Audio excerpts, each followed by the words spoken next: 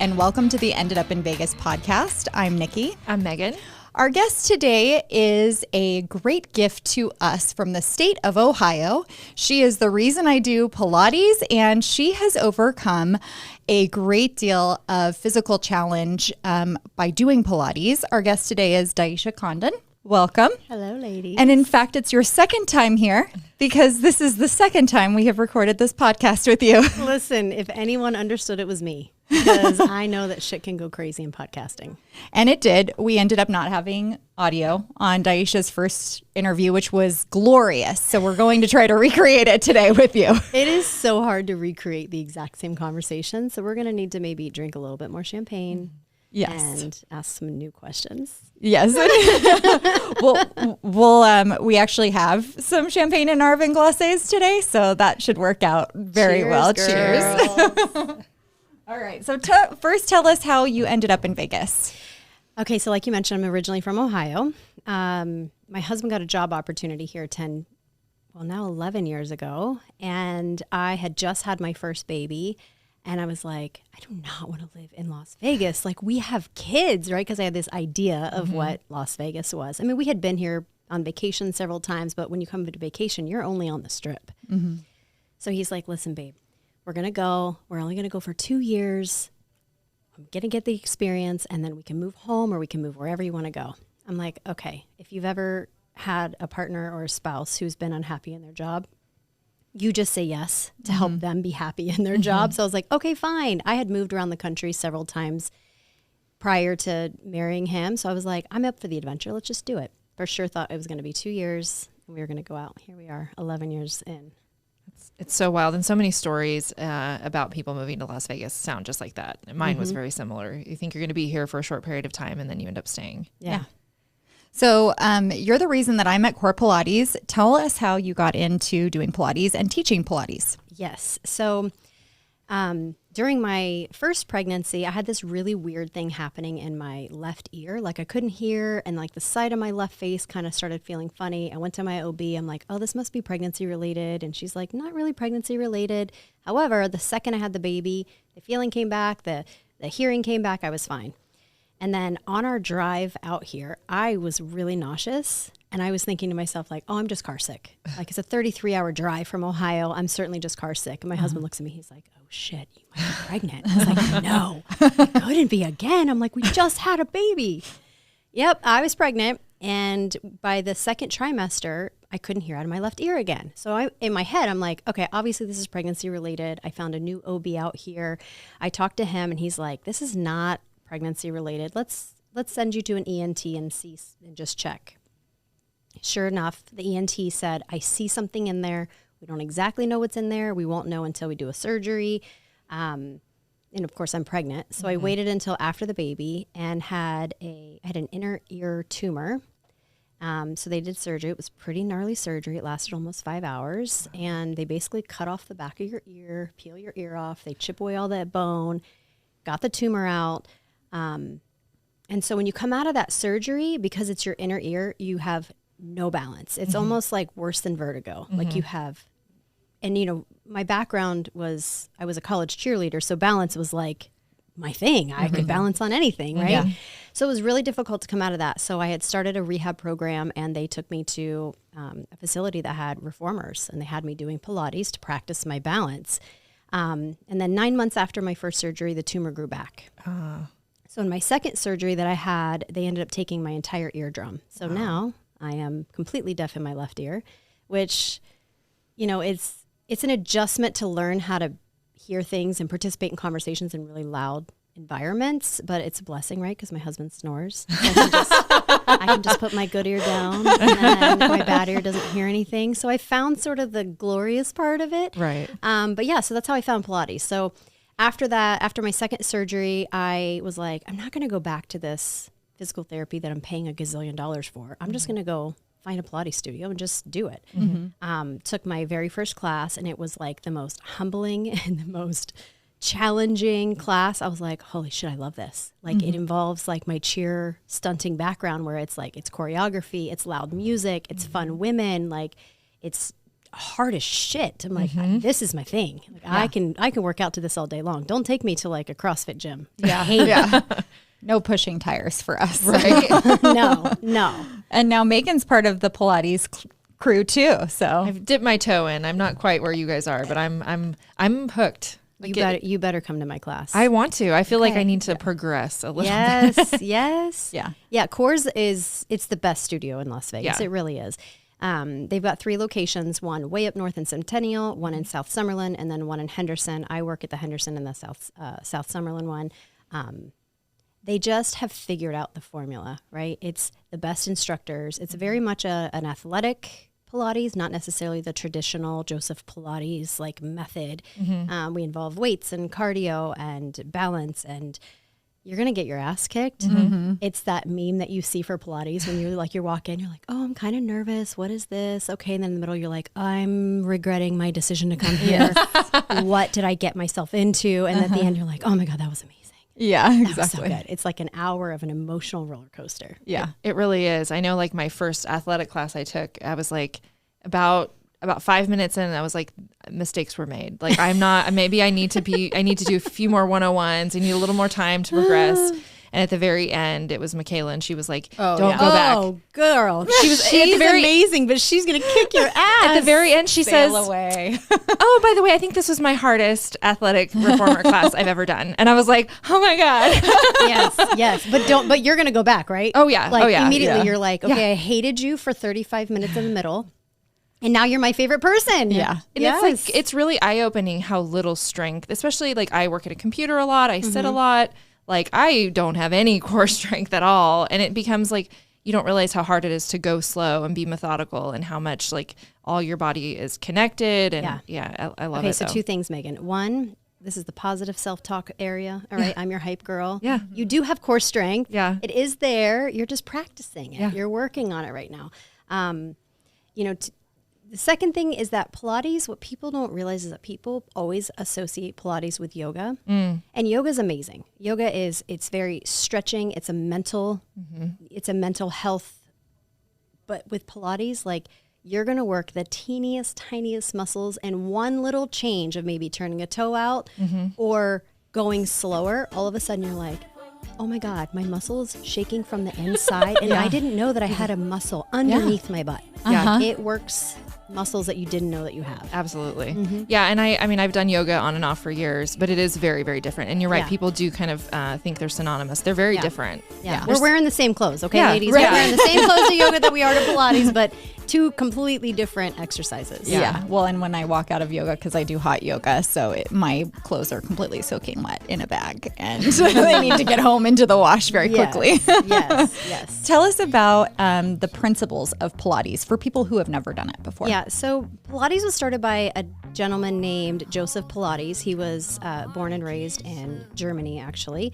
And he had started originally of an exercise of like very mat-like Pilates, but then World War I happened and he got deployed. So he had to then go work with the soldiers, and he ended up helping rehab all the soldiers that were like super injured, super ill, trying to get them back to their normal places. So he actually developed like the first reformer. He was taking springs on hospital beds and using the resistance of their own body weight to help rehab and get their muscles back to a normal space. Wow. Before the Second World War started, he ended up moving to New York City, met his wife, and then they started working with the ballerinas in New York City. And originally it was all for men. It was only a men's exercise.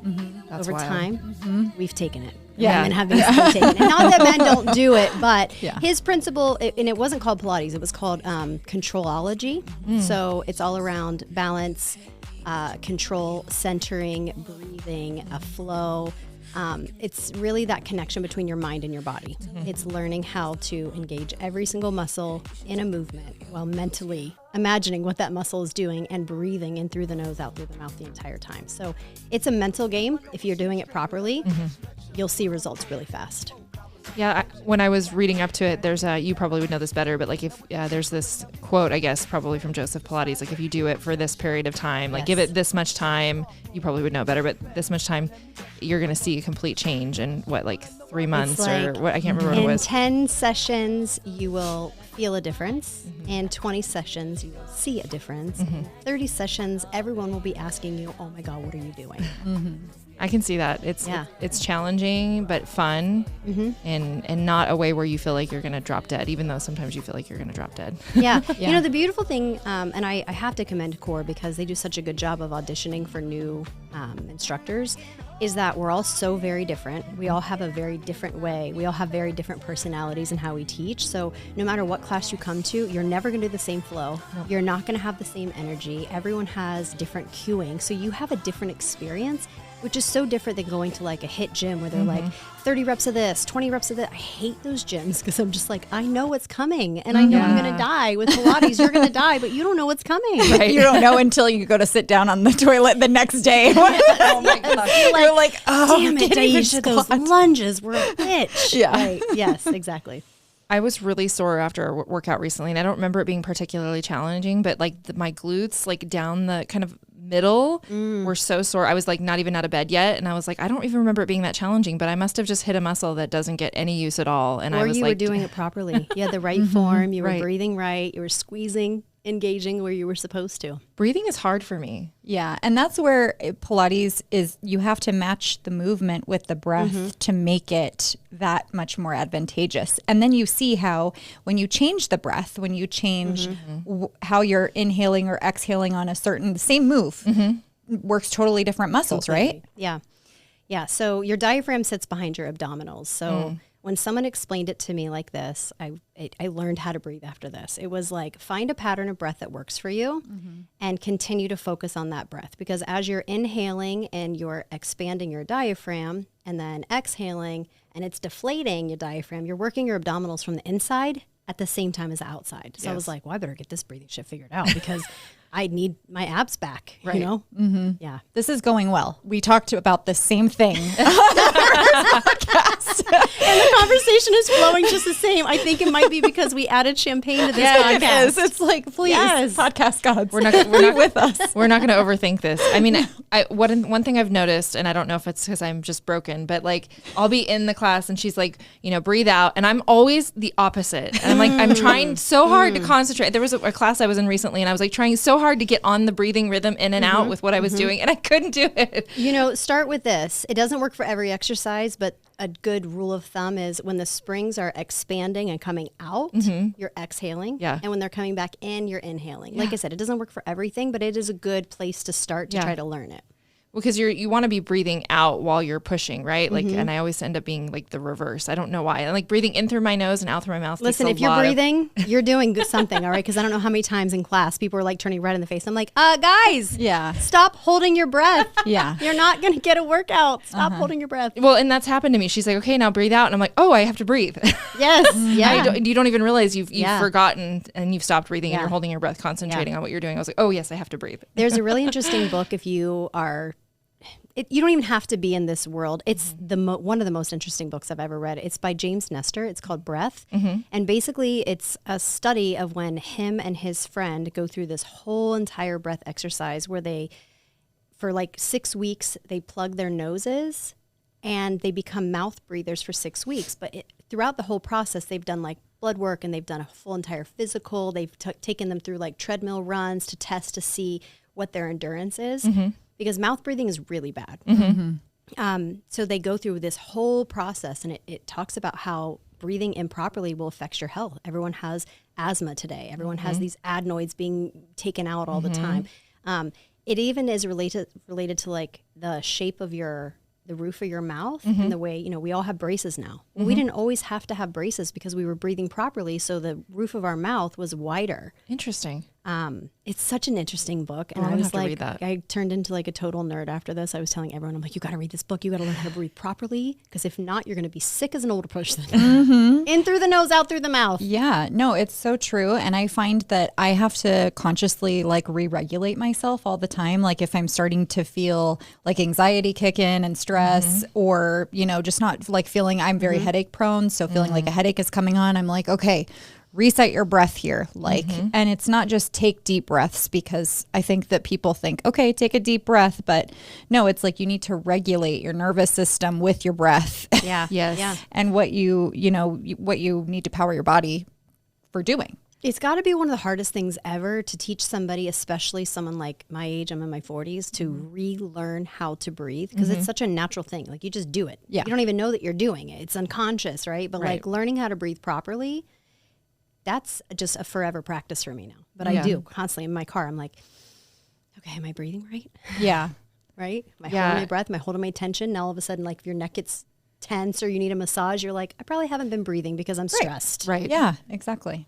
Yeah. And I think there's so much to breathing. And if you get into, and I think I mentioned this last time, but if you get into like neurobiology, there's a lot of like, if you deal with anxiety or if you have, you know, like for PTSD, there's certain things that you can do in breathing. There's breath work. There's different types of techniques that you can use to kind of get your nervous system under control. And they're all very connected. Yeah. I mean, meditation is something that I wish to goodness I learned or I knew how to meditate, because it just seems like something that would be so beneficial for my like mental well-being. It's challenging because my brain is firing all the time, right? And unfortunately, it always happens like right at night, right? You lay your head down and you're like, oh, what about this and this and this and this, or this idea, or I got to do this, or I got to do this, right? So meditation, I think, would be something that I wish I learned how to practice. Do you remember we went to that breath work thing? Yeah, we went to an Area 15 event where they did like a breath work workshop. And, but that's what I'm saying. It's like, it's not just taking deep breaths. It's actually like, talking yourself through the rest of what you need to do, because I'm like, from yoga, I am a long, slow breather. And so sometimes I'm like, okay, I'm going too slow. So I need to like actually increase my inhale and exhale pace to keep up with whatever movements going on in Pilates too. But it's the same thing. It's like, if I need to do something really quick, wrap something up with work or something, like, it's like, okay, like let's get the cylinders firing. Let's breathe a little differently. Like, yeah, they loosen had up us the doing neck. some crazy breathing. It was the coolest experience. It was Area 15. If you haven't been to Area 15, you need to go. It's like one of the coolest new immersive art places here in Vegas. But they had us doing those like like Lamaze style. it was Lamaze, but it was like to like, I hate saying this, it's not a derogatory thing, but like very like hippie, like granola, like you know, the sounds, the smells were going, the lights were going. It was like you were just, I mean, you said that was meditation. I'm sure we were probably doing a form of meditation. Yeah. Well, and that book, going back to the book that you were talking about, I think they talk about exhalation and all of the toxins that you release when you exhale. Yes. So big part of it. Okay. So you mentioned Area 15. I know you are like fun in a bottle. Diesha does so many fun things. You go all the places with your boys. Tell us a little bit about your family and how you guys adventure through life. Yeah, for sure. So I have two little boys. They are 9 and 11, almost going to be 10. Time really flies. It's crazy. In case I think about like these kids are growing up in Las Vegas. You guys have no idea. You're like in the, the playground of the world, all of the fun things. So yeah, I think by nature, my husband and I love to find something new to do all the time. I'm not a person of, although I am fairly type A, maybe not as bad as you guys. I don't know if I'm offended or It only took you 20 minutes to move the camera a smidge of an inch, so it's exactly perfect. A little bit that way. Listen, this makes you good at your jobs. Honestly, I appreciate it about you. So I would say yes, in general, like I am very type A, but I love to be spontaneous and be like, hey, I heard about this place, maybe we should go. My husband's always down. He's like, sure, okay, that's great. My kids have no idea how good they have it. Yeah. Every weekend, we try to seek out something new, something fun. And, going back to what I said, like, I had this idea of what living in Vegas was going to be. And if you only come here and you only experience the Strip, that's the only thing that you see. Right. From a local standpoint, like, just the outdoors, the hiking that you can do, incredible. And there's a lot of kid-friendly things to do here. There's that place. We had my kids, this might have been his 9th birthday. It's in Planet Hollywood called Climb Vegas. Have you guys seen that? Yeah. It's really cool. It's like in the middle of this multi-level mall, and they have like a ropes course. Yeah. in the middle of the strip. So here I am taking 12, 8 and 9-year-olds down to the Las Vegas Strip. Yeah. I mean, how much fun is that? You know, my kids have been on party buses. Yeah. Now that Las Vegas has sports, they've been to NFL games. Like, Yeah. I didn't go to an NFL game until I was in my 20s. There's so many opportunities here. My kids and I have been to Climb Vegas, and I don't know if you're afraid of heights, but I was like, all about it. We got in the harnesses and we get up and I get to the top level and I was like, yeah, I'm just going to hang out here and wait for you guys. I'm just going to watch. And my daughter, she calls it, whenever we go to a park, she calls it her stupid high. She wants to get to the stupid high spot. Oh, yeah. She's not afraid of heights. She'll go find the tallest place. So she was all up in there, and my son and I think we lasted about 5 minutes when we're like, okay, we're going to hang out here and wait for you. But it's so, we did the same thing. We took pictures on the strip. We ended up at Holstein's across the bridge. Yeah. And I was like, we're playing tourists. We have so much right out of our back door that we can do. It really is amazing. And we have the best kids parks here. Yes. In Ohio, the parks are the exact same little playground setup. It's the same thing, different neighborhood, right? Here, they're incredible. Yeah. The parks that are in the Southwest, at Mountain's Edge, they have the coolest parks. Have you seen that one where there's the Pringles, sitting my inside kids call the that net? the potato chip park. We call it the Pringle climb. There's these plastic things that they get in, and then there's one up in Summerlin that's the zip line park. Is that what it's called? Fox? Yeah, I think it's Foxley for one of those Something parks. like It's that. right up off of Alta. And they actually have literal zip lines. The kids can get on them and go. Yes. It's a huge park. It's kind of stressful if you have little kids because there's a lot of places for them to go. Yeah. But they really, especially Summerlin has thought really long and hard about how to kind of Yes. program their parks to put some really cool stuff in there. Really cool things. We did this really fun thing. We told the kids, okay, we're going to play one day of hooky. We're going to skip school, and you guys are going to choose where we're going, what we're doing, what we're eating the entire day. And mommy's not allowed to say no. Oh, wow. Yeah, we went to that park. Oh, my gosh. It was the funnest thing because one of his friends was like, oh, there's a park that's somewhere far away from where we are because we're all the way southwest Henderson. But it was the funnest day, and we just explored the whole entire city. We went to the places that normally we wouldn't drive to because it's not within our little triangle, you know? Yeah. Where did they pick to eat? Pizza. Yeah. My kids love They're the pizza bros. They have are to the choose Pizza Brothers. pizza. So they have their own little Instagram account called the Pizza Brothers. Do they really? And we I do love pizza reviews, and they do the pizza reviews. Yeah. Do So they? Okay. say where we are, what the pizza is, and whether they I'm like it or fascinated don't like by it. I love it. When we go on vacations, they do the little Pizza Brother reviews. It is the cutest thing. It's funny because it was my older one's idea one night. We used to do Grimaldi's every single Friday night. And it was his idea. He was like, we should be doing reviews so these people invite us back and they can give us pizza. It has happened though. Now people are like, hey, have the Pizza Brothers come in and we'll give you, because they're very plain kids. They want a pepperoni and cheese pizza. I'm the only one that will venture out. But yeah, we do pizza a lot in our house. This is why I have to do as much Pilates as I do. Do they have a favorite pizza place now, or is it still Grimaldi's? Is always a pretty fan favorite for them. Pizza Rock, it's good Green because Valley that's Ranch, one of my favorite so good. ones. And then Good Pie Downtown. Yes. You guys had Good Pie? I haven't. I haven't had that one. I was thinking of a different one, but yeah. Okay, Is that good? Good Pie is downtown, the Arts District. It's on Main Street, and it's some of the best pizza ever. Interesting. That's your next little girl day date. Yeah, we should have gone there yesterday. I know. We were having, do not put two hungry Geminis in a car that, trying to figure out where they want to eat. It was bad. We Don't left. put any two hangry people together and try to figure out where to eat. Is this not everyone's argument? I mean, Yeah. it's girlfriend's argument. It's a husband-wife arguments. Yeah. So where did you guys end up eating? We did. We didn't. We gave up after an hour of really failing Guys, downtown. there's even that. God, there's so many places. I know. Well, we Not at 2:00 in the afternoon. Oh, we were kind of in between lunch and dinner. The place we were. Esther's wasn't open. We went there. Yeah. Closed. No, they said we're full. We can't. At 2:00 in the afternoon on a Thursday. Yeah. Wow. So I was like, where do you eat in Las Vegas? What podcast is going to answer this question? I couldn't believe how many, I don't know if it's always been this way, but I could not believe how many restaurants don't open until 5:00. And I know that that's a thing for certain restaurants, but almost everything was she's like, what about this? And what about this? A lot changed after the pandemic. And I Yes. think hiring has been a challenge. And it's not just in Las Vegas. I think it's nationwide. And so a lot of restaurants were like, the cost to open up during the day is just not making sense anymore, and we're only going to do nighttime. Listen, I still have hope that our world's going to go back to normal. Yeah, Me too. or they close on the day that they're least busy, and it's like the most random day that you go and you expect to eat there. Yeah. You mentioned a really great restaurant the first go around that I want you to talk about again. Yes. It's a very good hidden gem in Las Vegas that not everyone knows about. Yeah, so it's very nostalgic. And after I told you guys, I kind of regretted it because the more I tell people, everyone's going to go take my hidden spot. Yeah. No, it's not really my hidden spot. So we live in this incredible community with a whole bunch of people who are very like-minded with the same age kids.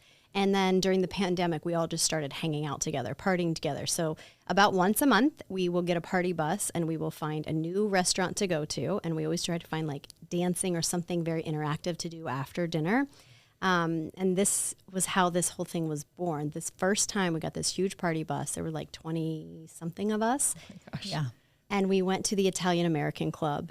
And it is kind of in the middle of old Vegas, and it is very nostalgic. I'm talking like your server might be 100. The bartender is going to be 87. They've been working there since forever. But the greatest thing about it's a supper club. Yeah. So there is a bar area with a stage, and there's always live music all the time. And then there's like a theater-ish room where there's a stage and there's live performers. And they'll bring back like old Vegas performers, but everyone is dressed to the nines. I'm talking like sequins gowns, like 80s things. The guys are in 3-piece suits with the chains on. They got all the rings on. It's very mafia. Yeah. So we get all dressed up. I mean, I'm talking Hollywood glam. That's amazing. And we go have dinner. It's Italian food. It's moderately priced, but there's always like the best entertainment. And talk about people watching.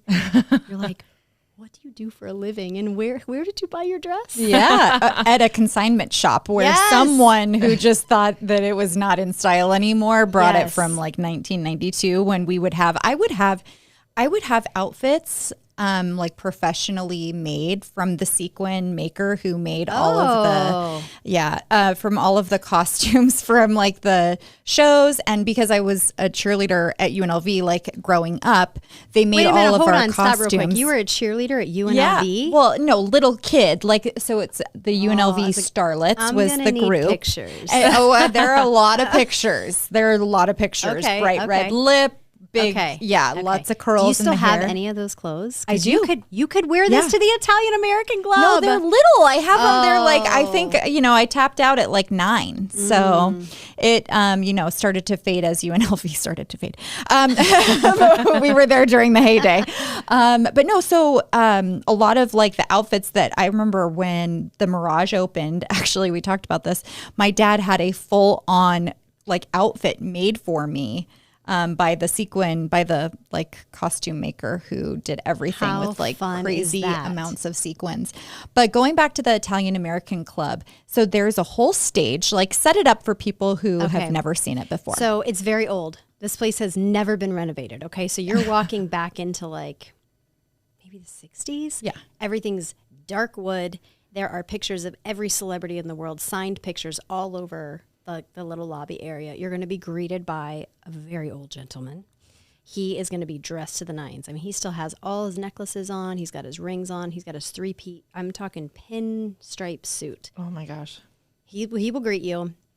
You'll walk past this beautiful long bar that has like a couple of high tops. There's always live performances. And then you'll turn right. And then there's this huge room with all these round tables.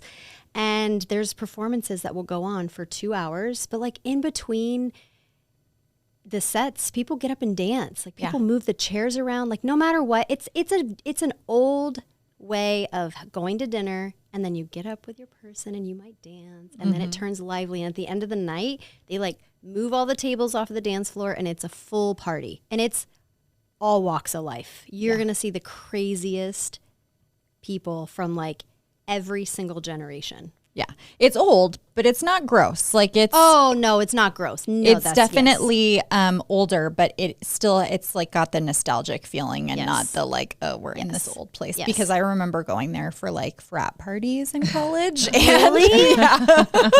Listen, they have some of those old back rooms. They're like Listen, the mafia is still in Vegas. Yeah. And they're back there doing a deal right now. Yeah, exactly. Maybe we should actually come up with a like Henderson off, campus for the Italian American Club and Listen, you're always coming up with new business ideas. You are always opening up a new business, a new concept, taking that concept, moving it down. I'm in. Okay, good. Well, I'm still part of my plan to get adopted into an Italian American family. Oh, so once perfect. that happens, then we'll Listen, we'll start it. Listen, you could also find a sugar daddy there. Yeah.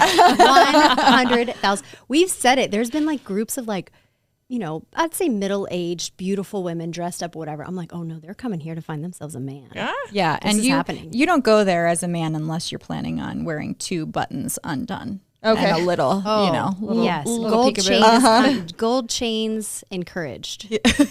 I love this, and the thing I love about it, at least what I think I love about it, is the multi-generational aspect. Because like I come from my ex-husband's like Hispanic, and the East Coast is very different from Vegas, at least in like the nightclub industry and stuff. And so we would go out with family, and there would be 80-year-olds out dancing salsa, and like just a very multi-generational, multicultural kind of thing. And it always like I loved it. I loved watching it. It was the best people watching. So I think this is going to be my jam. Mm-hmm. Listen, Vegas is good about that because people don't grow old the same way that they do in other places. Like I'm from Ohio, and I love Ohio. Ohio will always have my heart. But people live the same lives, right? The same stage of life is in the same suburb. You're going to the same bar. You're going to the same restaurant, and you age the same. Las Vegas, like I've got clients that come to Pilates that are 84 years old, and they come 5 days a week. That's amazing. Like you go out and you see people like, no, they're in their 70s and they're still dressing up on Friday night to go check out, what's all the hype about this new restaurant, or like there's a dancing lounge. We're going. Like, you see everything in Vegas. I love that. Yeah.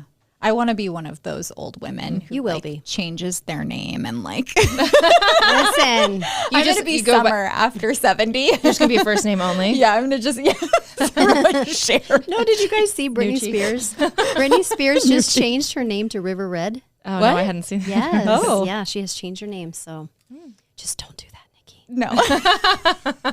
Okay, so you live in West Henderson, Anthem area. Tell us, okay, so you get on the party bus. You guys went to even like wine country once, right? We did. So like I said, these group of friends are just so much fun. They're always coming up with ideas. We have a list of so many nights out that we're going to have. I'm like, we don't have enough months in a year to do all of these things. But yeah, so one time we ordered a charter bus. I'm talking a charter bus. There was a kitchen in the back. There was bathrooms on it. And we drove all the way down to Temecula, California, and did a whole wine weekend. And then as hungover as you could be. Like you're just sweating wine. Got back on the charter bus and it brought us all back home. It was the best time. How many neighbors do you think you guys have in this group? Like 25, 30, it sounds like? Probably. Yeah. Yeah, about that. Yeah. That's amazing. I hear about these like little pocket neighborhoods. Yeah. And I know like Inspirada is not terribly far from you. They're very much like, there's a big community there. So you're in the south part of West Henderson? I'm in Madeira Canyon. Okay. So it's so funny. When people come to visit me, they're like, holy shit, you live in California. Yeah. You live so far away. Yeah. And so when we first moved here, we lived in Southern Highlands because my girlfriend lived there. And I loved Southern Highlands for the purpose of the location and access to things, right? Like you can get to Summerlin in 20 minutes, you can get to Henderson in 20 minutes, you can get to there. Everything is right there. We ended up building like an American West home that was just outside of Southern Highlands. In retrospect, I was so stupid. Why did I not consider school districts, right? And then all of a sudden I started looking at school districts. I was like, oh shit, Yeah. we cannot live here. So, we started looking, and my realtor friend at the time took us up to Madeira Canyon. I was like, this is so far away. There is just no way. And she's like, what you're describing, you're from Ohio. You want to know all your neighbors. You want a community of friends. You want to have a clubhouse that has events that brings all the people together. You're the party. You want the party. This is where you're going to be. I'm like, it's too far. We looked for like a year. It was insane. Because in Southern Highlands, we rented for the first couple of years. I went out of my way to meet neighbors and could not meet anybody. I mean, I did the old Midwest thing. I brought cookies. I was like, do you want me to walk your dog? I have 2 dogs. Like I was trying my best to make friends. Couldn't make a friend. Moved to Madeira Canyon. the clubhouse had like one, I think it was like a camp out. They do it a couple times a year where all the people bring the tents up to the lawn and everyone builds the tents. The kids play, the parents all drink. After that night, I was like, oh my God. I was like, Chris, we've lived here for 4 years now? I think it was like 4 years when we moved. I was like, I have 30 friends. I all of a sudden have 30 friends. Yeah, just like that. Just like that. Yeah. That's amazing. And speaking of realtors, the psychology that she picked up on to identify what you were looking for and help you find it is a gift. We thought that we were going to be closer to like Green Valley because we were like honed in on like school districts, and through word of mouth, people were like, oh, these are the schools that you want to stay in. You want to be locked into this. So that's where we were going. But the more and more we kept looking around, I was like, I love the access to the district. I love the access to 215 where I can get anywhere.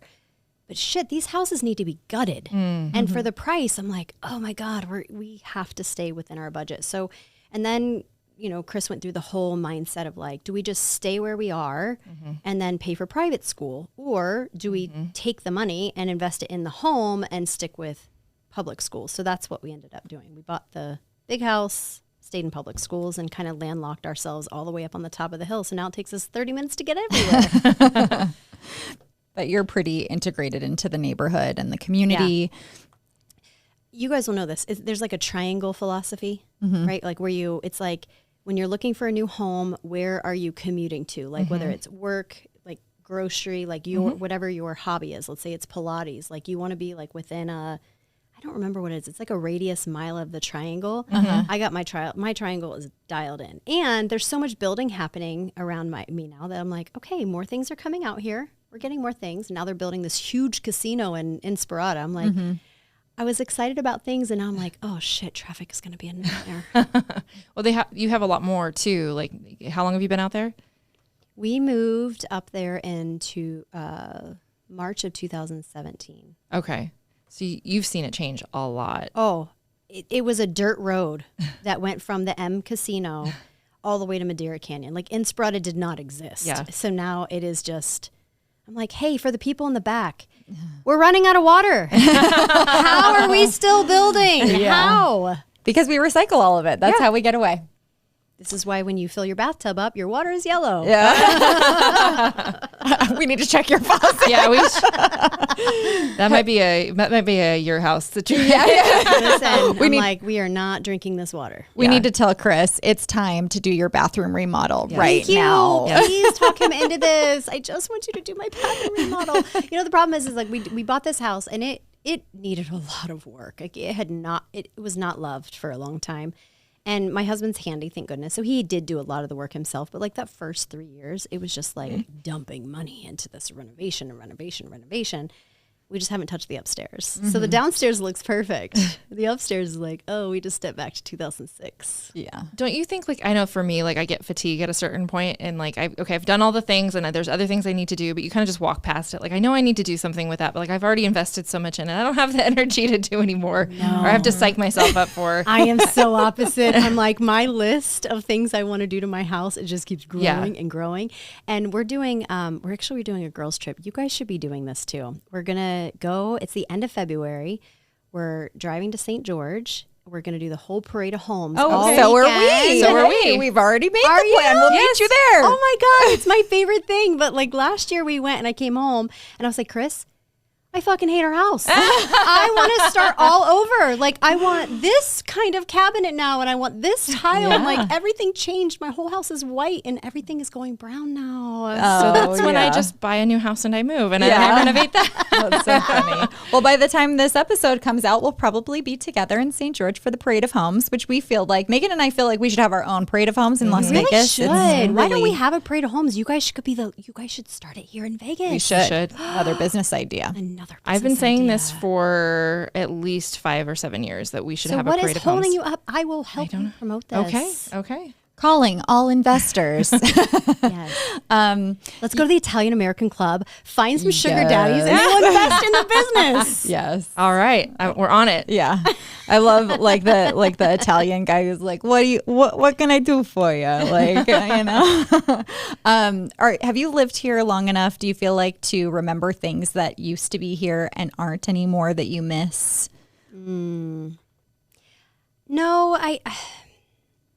No, I can't say that I have that, but I can have a new appreciation for all the sports teams that are here now. Yeah. Coming from the Midwest, sports is a very big part of lifestyle, and fan base is huge, and people are very proud. So no, I can just say that like I love Las Vegas. I don't see us ever moving out of Las Vegas. I think the access to the best restaurants in the world and the entertainment that we have, and the fact that we are positioned in a place where we can get to Utah in 2 hours and we can get to LA in 4 hours, and I can get to Phoenix in 5 hours. Like, we're such positioned in a place that's so great. But I did miss sports when I first moved here. So now that we have, the Oakland A's are apparently coming, NBA might be coming, we have hockey now, we've got football. Like, that for me gives me such I think Vegas has changed in terms of like people have a sense of pride about Vegas, and it's not, I don't think it's as transient as it was when I first moved here. No, I would agree with you on that. I remember that was sort of a perception, not just a perception, it was really a fact. It was very transient. And sometimes I hear that and I'm like, I don't think that's really a thing anymore. I don't know a lot of people. I mean, of course people come and go, but I don't think we're losing as many people as come. I think people are planting roots here. Maybe they didn't intend to. They realize how much there is to love about it and how great and convenient it is to live here. And we do have, like, I say this all the time, like, I think you could go out to eat almost every night of the week and never eat at every restaurant. Or you go broke before. My list is ever growing. Yeah. I have my list of all the new places I want to go is just, it's endless. Yes. So where are you going on a Sunday when the weather is wonderful, blue sky? Give us a vivid profile of what you and your family are doing. So Sunday is the one day where we have all family all in. So because we have the best weather ever, I mean, it's a little cold right now, but we're always trying to find something outside. So we're taking the kids to the park, or we're going on a hike. Or there's like a neighborhood party and we're all at the clubhouse lawn and we're BYOBing our champagne or our wine. The kids are all playing. We're trying to get outdoors because in Ohio, 6 months out of the year, it's freezing cold. You're never outside ever. We really enjoy and appreciate the big blue skies and the weather that we can play in December in, a sweatshirt and light pants. Mm-hmm.